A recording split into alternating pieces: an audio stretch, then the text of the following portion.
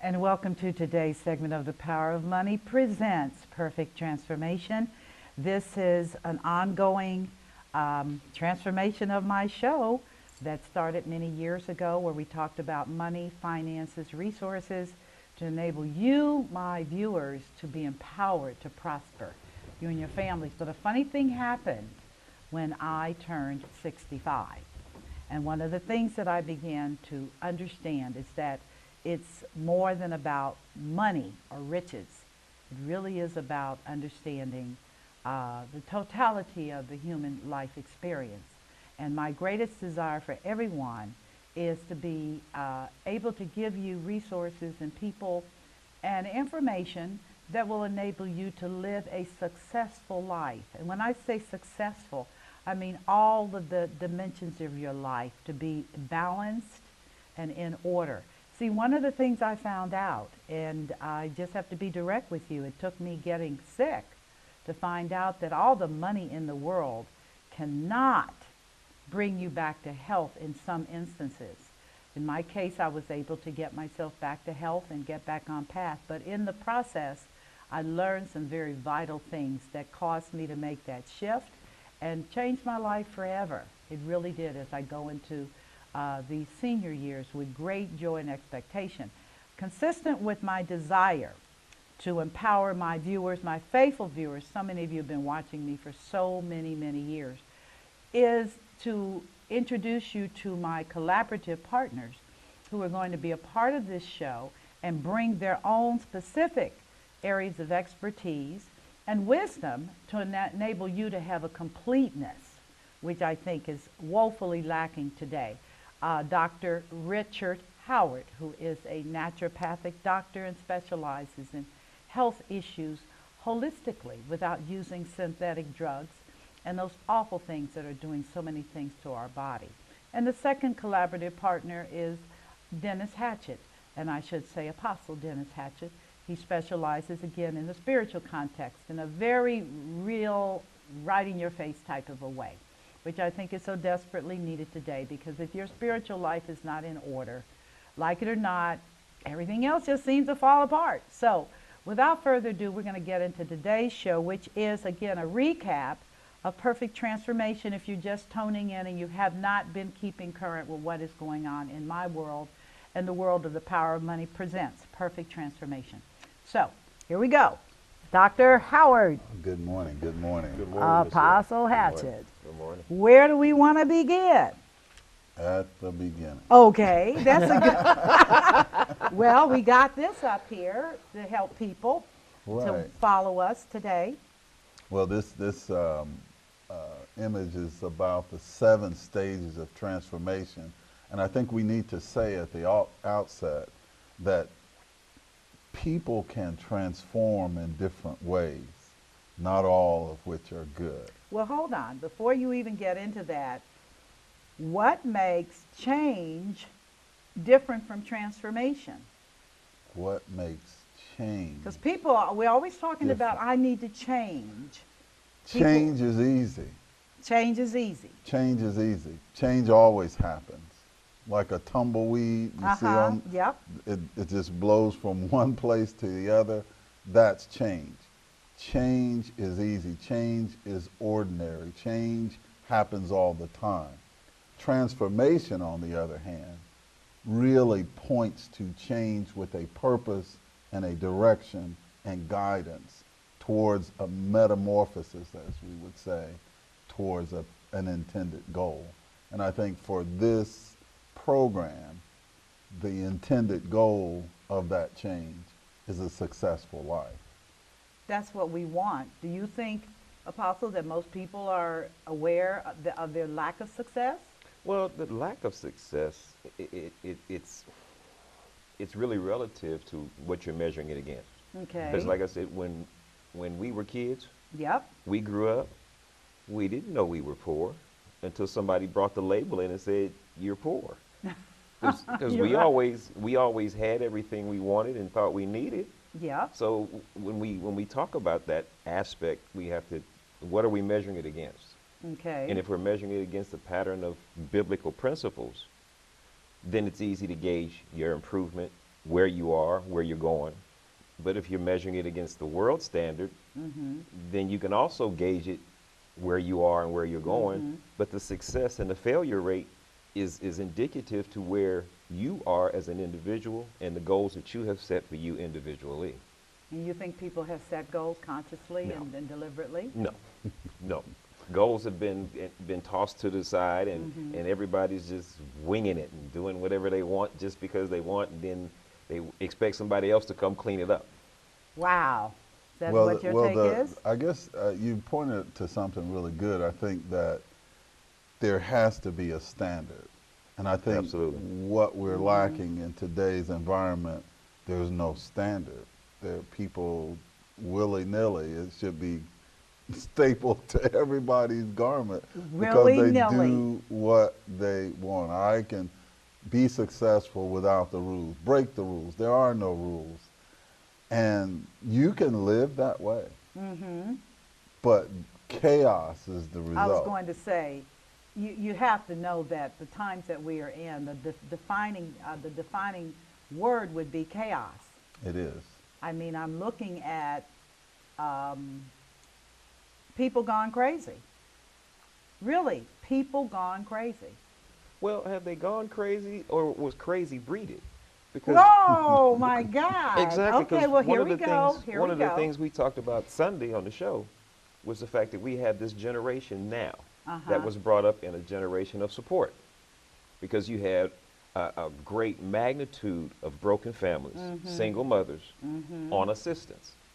So now you have these children growing up and they're watching mom wait for the mailman. Mom's not working, she's not responsible, she's not orderly, she's not doing anything, she's just waiting on the mailman. And then when the mailman comes, then she starts scurrying and shifting and doing things. So that's what they do. As children, they scurry, they shift and do things. No direction, no purpose, no goals.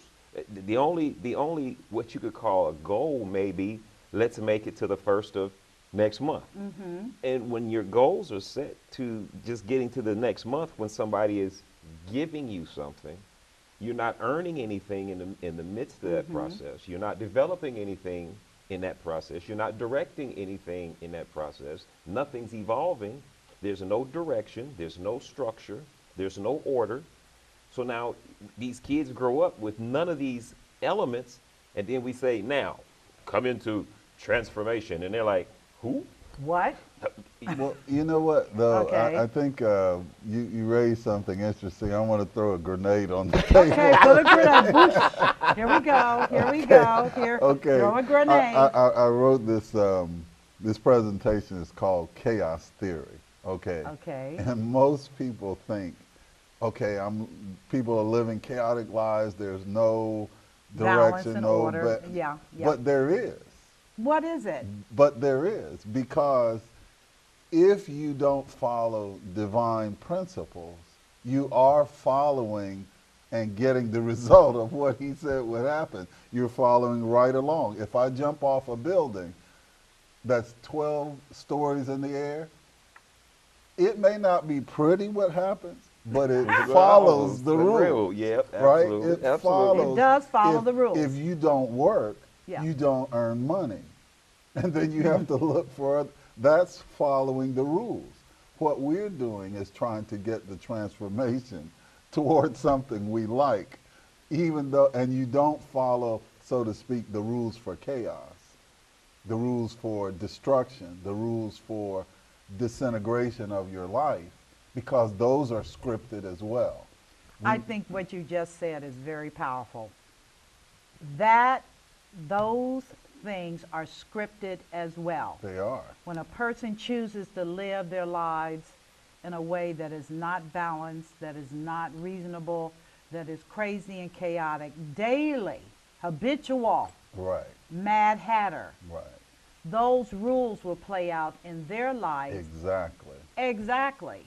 And if it's just, let's put it real. If a person says, okay, I'm going to sleep with 12 different partners, Yeah. are you surprised if you get something, some sexual disease? Something, yeah. Are you surprised that there's this outcome? I don't know where I got that from. Real. Okay. I mean, you would be surprised how many sophisticated people, very polished people, very professional people that come to me. Is there a solution for this? Is there a solution for that? That's no surprise, Yeah, right? yeah. That's not a surprise. That follows order. And we have to point that out to people. We can't say, wow, it's surprising. Well, unless you're doing this, that, and the other, there's no order. No, there is an order. Yeah. You're just pressing the wrong buttons. Mm-hmm. The up or down, both of Right. them are buttons. But they are all scripted into it that if I do not press this button and make that choice for my life, the elevator is going to go the opposite direction. That is very good. That You is. see. Give me the camera. Viewers, did you just hear that? You are responsible for whether you jump off the cliff, splat, or whether you live a very, very balanced life. Your choice. Your choice. Keep that in mind as you move forward. Your chaos also is your choice. Okay.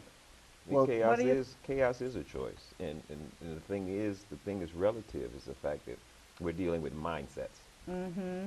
and Yeah. the mindset that doesn't have a script is a mindset that's following a script, and the script of the support system Jeez. is different because now we make you dependent on us for all your resources Right. because we take care of your you get your card for your food, you get your vouchers for your rent, your electric and your phone, and you get a little bit of change spending money for the month. So it is a scripted pattern. But then from that scripted pattern, there's no structure in the infrastructure of the home because now everything is based on what happens to get from point A to point B. Right. There are many patterns that you establish because you say, well, we spend all our money from the 1st to the 15th, and then we scrimp from the 15th to the 30th. It's still a pattern. Right. And the thing is, when we come to the place of recognizing we're operating in a pattern, even though we didn't choose one. Right. Because So now now it is now habitual. Absolutely. So- So Okay. we come to the place where we transform it and we take it from someone else's established pattern to taking authority over our pattern and establishing our own and giving Well, our own well, direction. I tell Okay. you something that you're bringing out that kind of points us to the first thing up here Okay. is everybody listens to voices, and that's what tends to get us in trouble or save us. Okay. Which voice you listen to. Now, if my mother didn't work, didn't show me, didn't model a productive life, let's say, and she showed a model of dependence on others for survival or not, she is a voice to me. She is speaking to me. She is saying, this is the way, and I'm internalizing that voice because I get my information from somewhere. I hear voices. I listen to people. I listen to concepts. And that's the foundation of making a choice. You make it based on the information that you get and receive.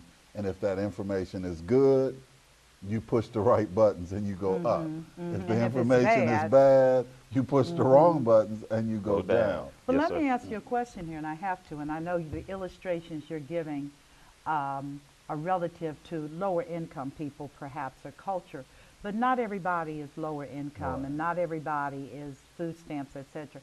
There are a ton of people that are and were, prior to 2008, middle class, which is white people, all moving up that hierarchy of, quote, success.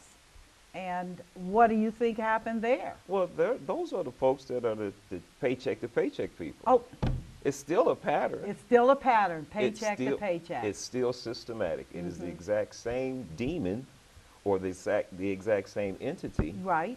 Which button are you going to push? Because there's buttons of productivity. Because when you plan your finances, Right. There's a structure, and then there are things that you do in the infrastructure to maintain the standard that you set for this amount of money that you make. But then you have this other side over here where you make this amount of money, I can have this, I can do this, I can do that. And we end up running out, spending all of our money on the things that we want, because now all of our wants have become the priority. Okay. And we go spend for what we want, and then after we've gotten all we want, now we come back here and say, now what do we do with these needs? Right. How am I going to pay for this? Exactly. Right. Right. But What? you know, This is the good. thing This that is good. we're kind of Okay. we're kind of pulling aside the weeds here. Okay. Oh, that's fine. Like, Although I do like dandelions, so don't take it personally. I didn't say that we were great in throwing salad. away the Okay. weeds. We're just Okay, pulling we're them just pulling aside. them aside. We're just Don't moving be- them don't be- aside. The biggest problem with transformation, I find, is that most people try to transform their worlds before they transform their lives. Okay? Whoa. Most people try to make their worlds comfortable, Yes. their choices about what they can buy or not buy, before they are settled as individuals. It's almost like trying to give someone a ride on your motorcycle and you don't know how to drive the motorcycle.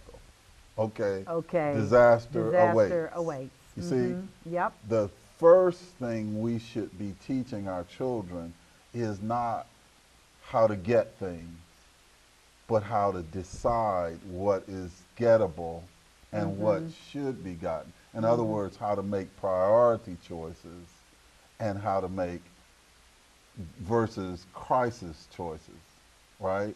I run out of money. The Yeah. month is still going on. Yeah. That's a crisis. Yeah, Absolutely. and then I must interject without making everybody that's watching grow a new head of hair. And then they cry out to the Lord, Right. help me, Right. Absolutely. help me, I'm Absolutely. in a mess. And Or I'm to the like, government. or the government, help, well, ooh-wee, don't call out to Oh, the boy. government. Oh boy. Good luck with that one. Good luck with that one. But the response to entities that did not cause your problem. God did not cause your financial crisis.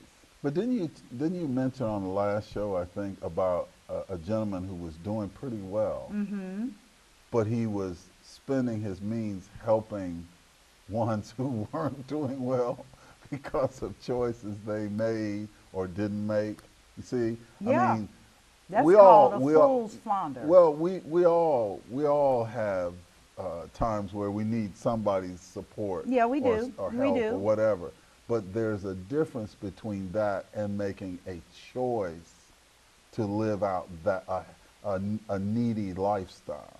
Well, I'd like to point more crisply to it because my issue is a lot of people got tax refunds, particularly people that have children and have a certain income threshold. They get nice checks. And the issue that I've always said, well, you got a nice check, so what are you going to do with this $6,000 or $7,000 check because you're poor or because you got kids? The government's going to pay you, subsidize you, and actually give you a jump start. Give you a jump start to making some choices for your children, even, and yourself, which could take the form of putting money away for college, putting away money so you can go to school and improve your education without blowing yourself up. And yet what I find that they do is they go and buy junky cars that are going to break down. Yep, free, no, just bring us your tax check. They take vacations. For what reason? For what reason? And at the end of the day, they have nothing. So I'm a little offended as a taxpayer because I'm like, well, Dad, nobody gives me any money to go. I have to pay my own money. Your check is in the mail. My check's in the mail. My check's in the mail. Anyway, but I just wanted to say this as a sidebar because that, capping on what you said about the government and how people look to them, and I actually hope they discontinue that program If he wants to do anything as president, discontinue the subsidy program for The that. subsidy for the rich or No, for no, the no, poor? no. The rich are gonna get that. The rich get their subsidy every day when people go to work for the rich, and they make profit. That's their subsidy. That's the difference between, you know, their expenses and their income. But no, I'm serious. I don't like that. I don't like the message that it sends to people, including the recipients. I don't like that. But there has to be a system that takes care of those, because you have a group of people that are in a need, not because of any doing of their own. And if we don't make provisions for that, we have, yes, there's that group that takes advantage of it. Yes, There's that group that abuses it. yes, But we can't shut the program down because there are a few abusing, because their abuse is consistent across the board. Because even when you talk about corporate America, you have Oh, well, abuse that's- going on at a yeah. whole nother level. yeah. But abuse goes on wherever it is. How do we more effectively police it to say, okay, let's be more specific in identifying the why we're doing what we're doing versus the fact that we're just doing this to help you? Because the question that I asked often is this: when does your help become enablement? That's my point. Because if you're helping a situation, it's supposed to get better. It's supposed to. So now, when we when we reevaluate our circumstance and what we've just done, was it productive in moving forward into a greater place? Right. Because now, if my help is not bringing you to a greater place, is my help assisting you in staying in the place you were in? Because if I'm only assisting you in staying in the place you're in, I'm enabling you. And if I'm enabling you, am I effectively using my resources to affect change, or am I wasting my resources, or are my resources being wasted because I'm enabling a certain group of people or an individual in our individual situation? Am I enabling them to stay where they are? And we're talking about transformation. Right. We're talking about change. Right. So if your help is not creating change, it's enabling. And Well, if it's always creating change. Is it change with a purpose that we intend? See, it's always going to create change. Goes back to that plan. Yeah, it has to be planned. I mean, and he made a great point, of Dennis, because throughout the Bible even, there was always a plan to help the helpless. yes. There was And we're with always a that. plan when the rich landowners were harvesting their fields. The instruction was, don't go back the second time Right. to get what you dropped. Leave that for the poor. The gleaners. Leave that for the gleaners. So in a successful society that's modeling that, there is going to be help. Even in the New Testament it says, Oh, yeah. let the strong bear the infirmity of the A weak. week, correct. Okay. Wow. That's a challenge to me all the time. It's like, that a lot of times that shuts my mouth. Okay. Okay. Let okay. the strong bear the infirmity of the weak. Here's the point, though. He laid that out so that we have a plan of how the help should come, a plan for helping the helpless, so that our plan is not enablement, but true strengthening. And Absolutely. empowerment. Yeah, Absolutely. and it's the Empowerment, same yes. thing medically. Medically, I was with someone in the hospital just last week, and it was a terrible situation. Had to talk to their doctors, their oncologists, their palliative care person. And it was interesting. Two things were interesting. Okay. The palliative care doctor acknowledged, he said, you know, I'm dealing with life and death all the time. Now, he looked very staid gentleman, but he said, if people don't believe in God, I don't understand that, because I see it right here all the time, which kind of blew me away. You don't usually hear doctors talk like that. But then both he and the oncologist said something that just blew me away again. They said, what we're doing for you right now, we have to be honest, could harm you could make matters worse. Oh, Their help is hurting. could be make hurting. And they Okay. said it. They said it. I mean, their help might not be helpful. That's What? just really nice when you're dying. Nothing personal, but you really don't want to hear that from a doctor. I thought to when you're myself, okay, done. this is a bad time to I think I admit need to that. be leaving here. Well, I mean, and it was a sad situation because you didn't get to that place in an instant, did No, you? no. And neither does the person that needs that help. They don't get there in an instant.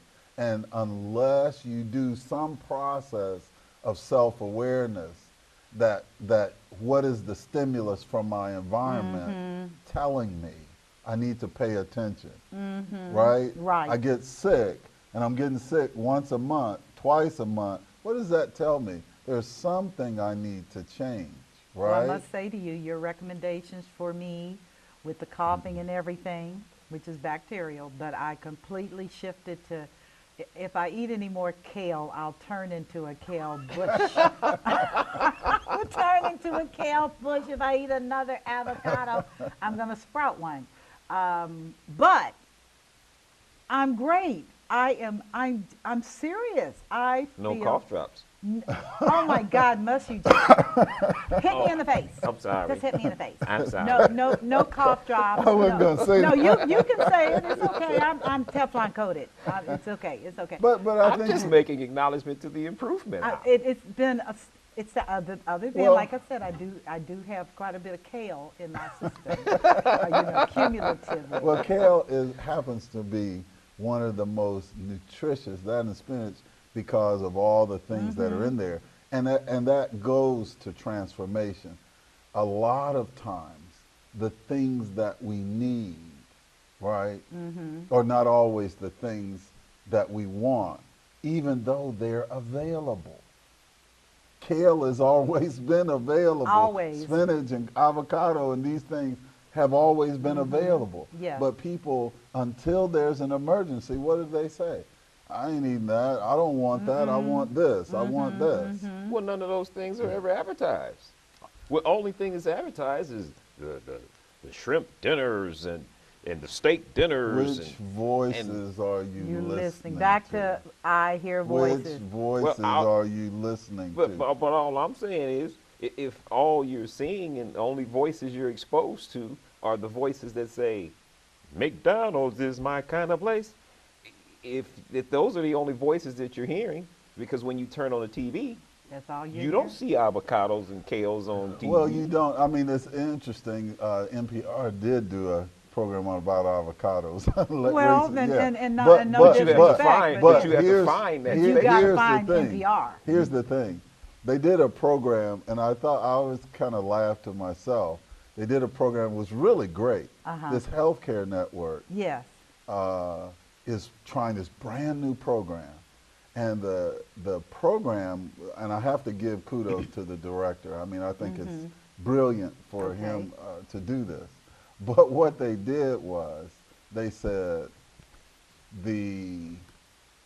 instead of just writing prescriptions for medicine, they were just doing this and it was costing thousands of dollars. They said for every move of a point or so in the diabetic blood sugar control, it costs them $8,000 not to do it. But when it's saved, they can save that $8,000 when they help the person bring that down. So what this network is doing, they started diabetic classes for their constituents. Okay, to educate them. Wait, not just educating them. They were educating them and giving them $1,000 worth of free food over this period. Oh. The health network is doing that, giving the people Giving them the right foods to eat. the right foods to eat, and they had story after story of how that transformed their lives.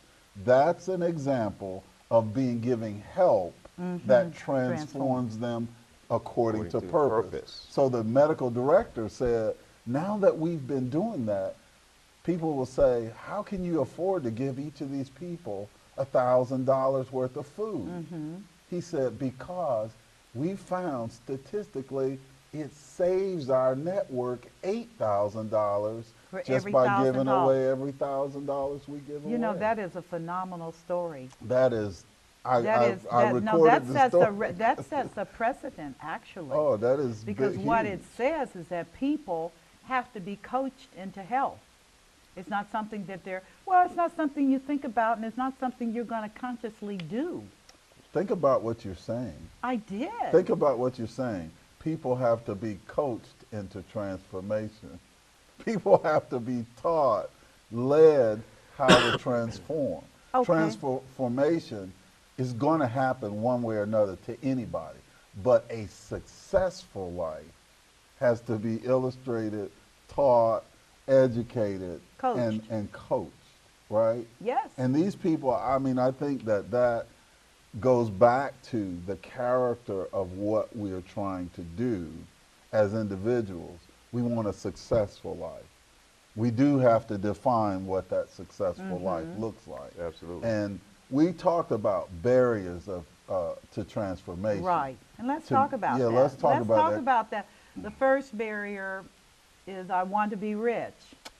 That's everybody, when they talk about success, they attribute it to being rich, money, monetary gain. Can we point to rich people that have not done well? Can we point to people who have gotten a lot of money, lottery winners, let's say, for example, and it destroyed their lives? You see, the answer cannot be the pursuit of riches. Right, not at all. It's not even biblically sound, because I believe God does not want us to pursue riches, but to pursue wealth. Right. Because wealth is not synonymous with riches. Wealth has to do with legacy. It has to do with family. It has to deal with the perpetuation of positive values. Those things God is very concerned about, because riches, well, I've never met a hearse that backs up to a bank. I mean, when you die, party's over. It's over. Put all the pieces back in the little Monopoly box, and you're out. You're out. So that whatever you had moves on to someone else. I think that it's very, I think important to say that there's nothing inherently evil about money. No. The scripture, the old, people have been quoting it for a while and sometimes misquoting it.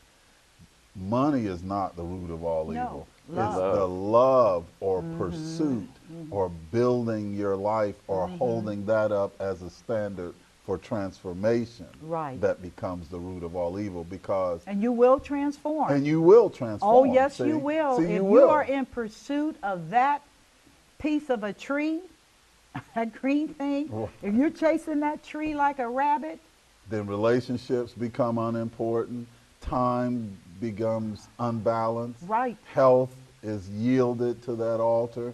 Money is a great tool, but a poor master.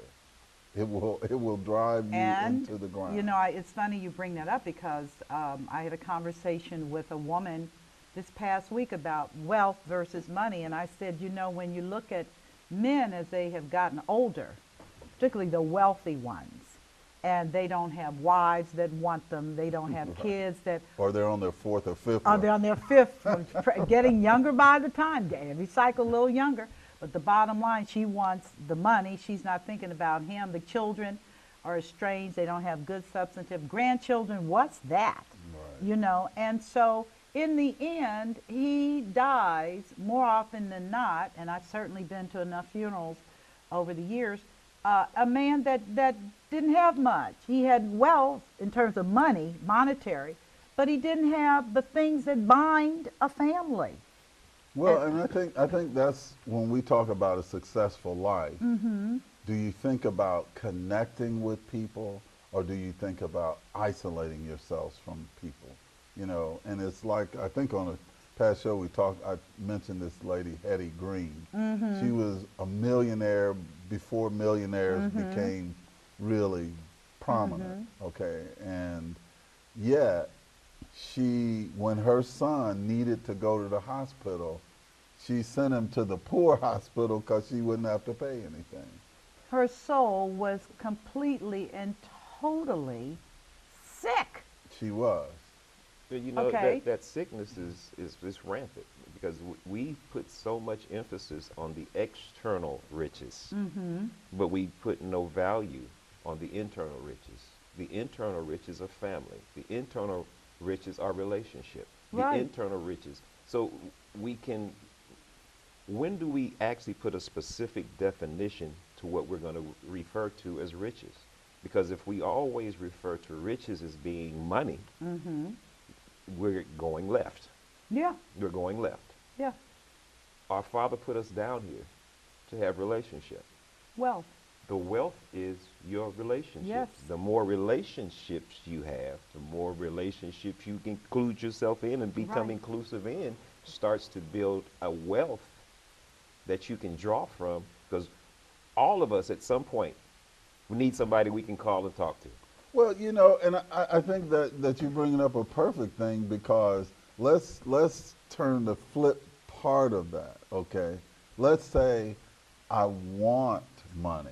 Not, not as a sole thing, but I need some money, right? To pay Right. my Yeah, bills, cures right? all things, answers What's the all things. largest growth area in business is marketing through relationships.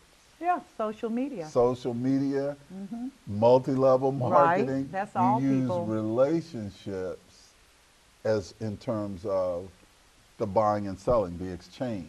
Okay, I use my relationship. So the more relationships you have, the more avenues of spreading your gospel, whatever that is, Right. Absolutely. you have. Absolutely. So I mean, even in that, the whole idea of marketing came from the fact where the vendor set up in a place where he could have relationships with people. Many people come along this road. I'm going to set my stand up on And this meet 'em. road, and I meet them. Greet them and meet them. So even there, in just making money, relationship is key. Well, I was Absolutely. going to Absolutely. intervene and just simply say that it's not only key, it is mandatory. Because for people, sure. no, for myself, I can speak for myself, 40 years in the area of finance and money, most of my success is a direct result of relationships Right. Absolutely. with all levels of people. Because the poor man may know somebody who's not poor. Right. But if you treat everybody fairly and you treat them with honor and dignity as humans, bring no harm to anything, bring no harm to people. Just do what is right. That's what the Bible's whole precept is. Do what is right and honorable. And treat people honorably and with dignity, because like it or not, we were all created by the same higher power, all of us. And we deserve to be treated with dignity, even though many times I tell folks, God, you press it hard, you press it hard, but we're required to do that. Well, Yeah. this brings kind of to another barrier to transformation, which is I can do whatever I want, Oh. which says Oh. I have no standards. I'm just going to live free. I'm going to do what I want. Now, it brought to mind a story that I heard years ago. This young man he worked hard. He was a Jewish young man. Okay. And he worked in this hotel I think he worked in the kitchen or something. Then he worked his way up to where he was a bellhop or Okay. elevator operator. So this man came to the hotel and he said, I need you to do this for me. And he did it, and he kept being faithful. And this man noticed. He didn't know who this man was or anything. He was just a little old man. And so the guy was faithful, and he said, to get the job of bellhop, he had to promise his employer that he would give him 2 weeks' notice. He would not leave without 2 weeks' notice. So this man kept having him do things. He said, you know, I would like for you to work for me, but I need you to come right away. I need you to come, you know, right away, and I'll double what you're making here, at least. That's the start, and you can work in my business. And he said, you can answer me in a few days, but I need you to start right away. now. Well, So the guy had been taught by his mother. You know, there's a verse from Psalms that says, he sweareth to his own hurt. A person of integrity makes a promise and then is bound by that promise. He can't do anything he wants. Now, if somebody offered most people $10 million, but you need to start tomorrow, most people say, I'll be there. I'll be there. I'm there. I'll be there on time. Or I'll be even there on time. double what you're making now. I'll be there. I'll be there. Right Okay. there. But this young man said, you Can't know, do it. he went to the office and met the man, and he said, look, I really appreciate what you offered me, and I want to do it, but I made a promise. When does our integrity and the direction from our character and our purpose coincide, and I live according to character? I live according. So he found out.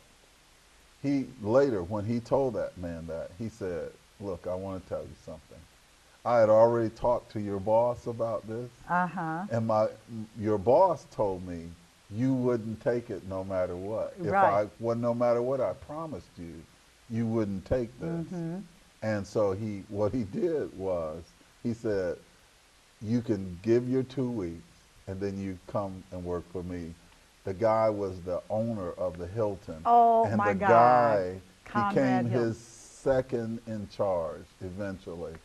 He became the second in charge of the Hilton empire because of faithfulness and integrity, not living according to, I can do what I want. Oh, I want to go over here and do this. I'm going to do it. I'm going to do that. Freedom is only defined by the boundaries that are around. I like that. Right? I like that. If there are I like no that. bars here to tell you that I'm in jail, Right. then you don't know that you're not, and you're free. Right. If we're both in that space, then we both look around and say, are we in jail? The bars tell us both that we're in jail. It does. Together. It does. You see? It does. And so the freedom of our how we relate helps us to understand the boundaries of our lives. And if we don't live according to those boundaries, there are some bars out there somewhere. We Waiting just don't for you. see them. Right. You see? I agree. What's your take on this? Well, it's profound because there are bars wherever we are that establish whatever we are and whatever we're doing. Right. Because the thing is, we can say we're doing what we want, but if we really look at it, are we really doing what we want, or are we doing what we want to a degree? Because there's a limit. Because there's an expense attached to everything you do. No, Yes, So now, indeed.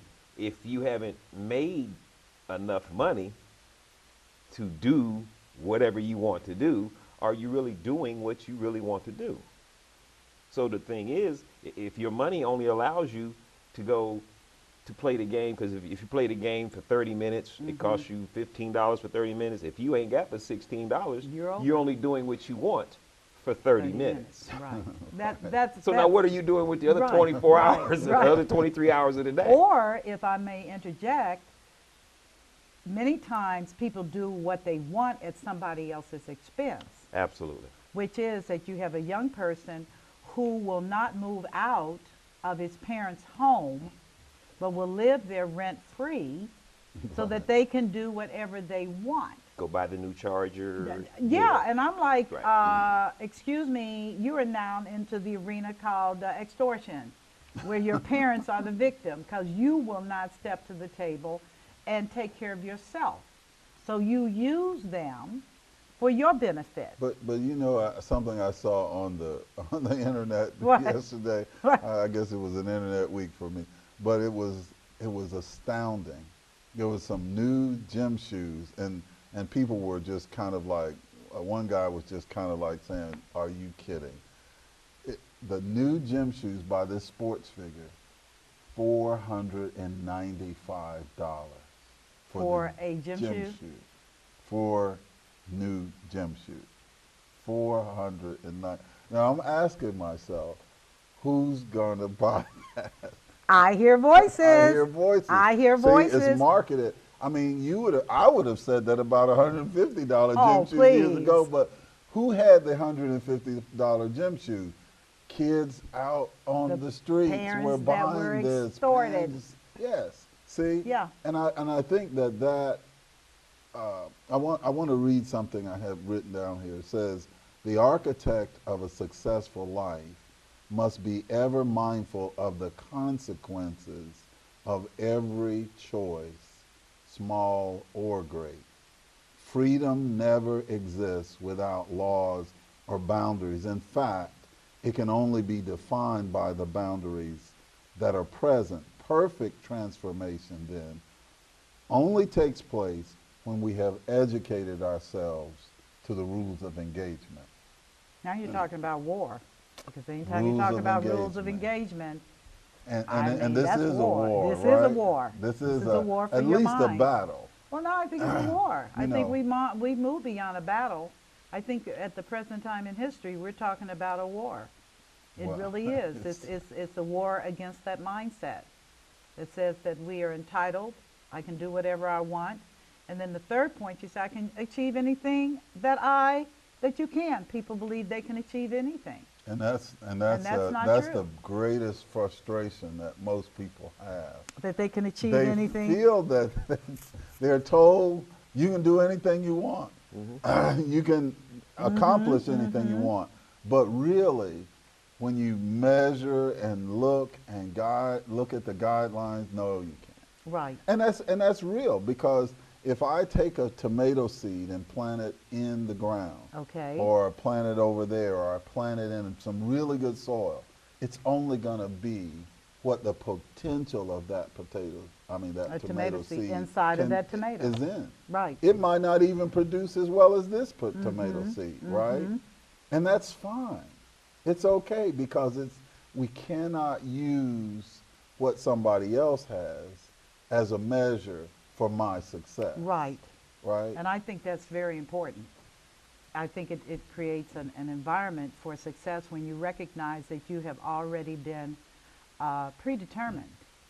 Your potential is available, but your potential is not necessarily mine. Well, most people Absolutely. don't even live up to that, their potential, and that's the frustration. I'm looking at what Dennis has. I like this shirt. I like it too. But I'm worried about his shirt, and I haven't said I could have gone and bought the shirt myself, or said I'm measuring and mad because he has this shirt and I don't, and I want that shirt. Well, maybe he had that made. Maybe he worked harder than me.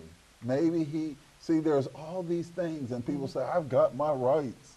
I got my rights. They owe me. What do they owe What you? do you, well, I think that needs to be addressed, because that is, again, a part of that issue of successful living, which is recognizing opportunities that are defined by what you think, as you speak so well about, and then moving out of that realm into the realm that I'm in, which is unstoppable.